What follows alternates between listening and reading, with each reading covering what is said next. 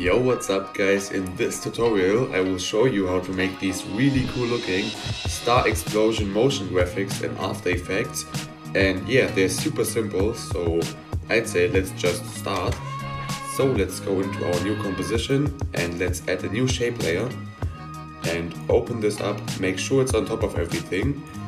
And yeah, first of all, let's add the ellipse and also add a stroke so we can actually see something, and just increase the stroke brightness to something like 45, just like this, and let's animate this thing.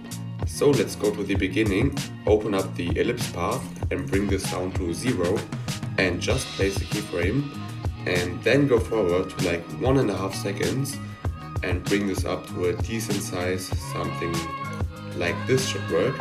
So now we can see this is animated, but it doesn't look like an explosion at all.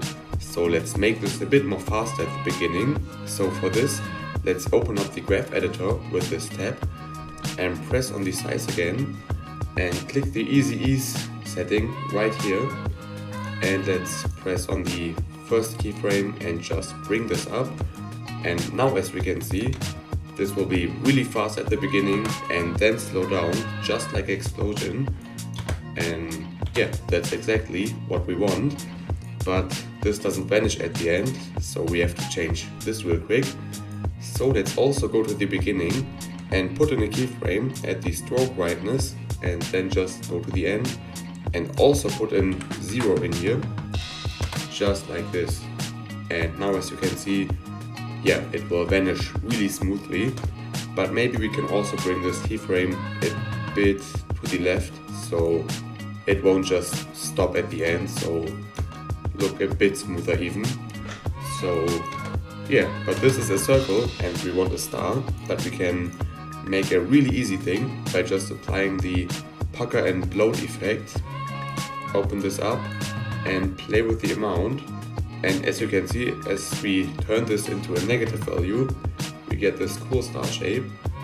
And yeah, now we have this really cool looking star explosion, and it's super simple. And now of course we can just change the size a bit, maybe make it a bit smaller, press Ctrl D to duplicate it and just move it around, scale it down or up, and yeah, displace it on the timeline. And now we got multiple cool starburst animation effects. And yeah, we also can give them a drop shadow, of course, so just type in drop shadow in the effects tab and apply it, and just give it a bit softness and just increase the distance a bit, just like this, however you like. And yeah, that's it already.